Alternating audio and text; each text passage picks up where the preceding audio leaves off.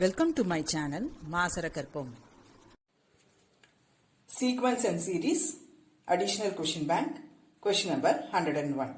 If S is the sum, P is the product and R the sum of the reciprocals of n terms in a GP, then P is the dash of S to the power n and R to the power minus n. Question பார்க்க கொஞ்சம் காம்ப்ளெக்ஸா இருக்கும். நான் explain பண்றேன் பாருங்க. ரொம்ப சிம்பிளா இருக்கும். S to the power n, R to the power n கொடுத்திருக்காங்க. நம்ம n வந்து 3 terms-ஆ வச்சுக்கலாம். Let n is equal to 3. GP ன்னு கொடுத்திருக்காங்க. n terms in a GP. அப்போ நம்ம ஒரு கவுண்டர் GP செலக்ட் பண்ணிக்கலாம். 1, 2, 4. இது GP தானே? 3 terms GP செலக்ட் பண்ணியாச்சு. S வந்து என்ன சொல்லியிருக்காங்க? சம்னு சொல்லியிருக்காங்க.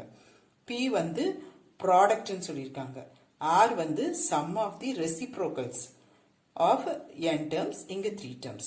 அப்போ S வந்து எல்லாத்தையும் ஆட் பண்ணுங்க 7, P product எல்லாத்தையும் மல்டிப்ளை பண்ணுங்க 8, R வந்து sum of the reciprocal. So இதோட reciprocal 1 plus 1 by 2 plus 1 by 4 is 7 by 4.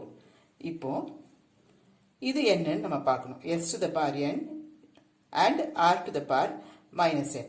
நமக்கு இப்போ 3 டேர்ம் தான் எடுத்திருக்கோம். So S cube and R to the power minus 3. இப்படி எழுதலாமா? இங்க R power minus n. So S power n by R power n. இங்க நமக்கு பர்டிகுலரா 3 டேர்ம்ஸ் தான் எடுத்திருக்கோம். So 7 cube S இந்த S is 7, n வந்து இங்க 3, so 7 cube divided by 7 by 4 the whole cube. இது அங்க reciprocalல மேல போகும். இது ரெண்டும் cancel ஆயிடும். 7 cubeம் 7 cubeம் உங்களுக்கு 4 cube மட்டும் வரும். அது 64. நம்மகிட்ட ஏற்கனவே P product வந்து 8 ன்னு இருக்கும். 64 வந்து 8 square ன்னு எழுதலாம்ல. so நமக்கு இப்போ என்ன வந்திருக்கு? S to the power n into R to the power minus n is 8 squared, that is P squared. அப்படின்னா என்ன அர்த்தம்? It is P is GM of S power n and R power minus n. அவ்வளவுதான்.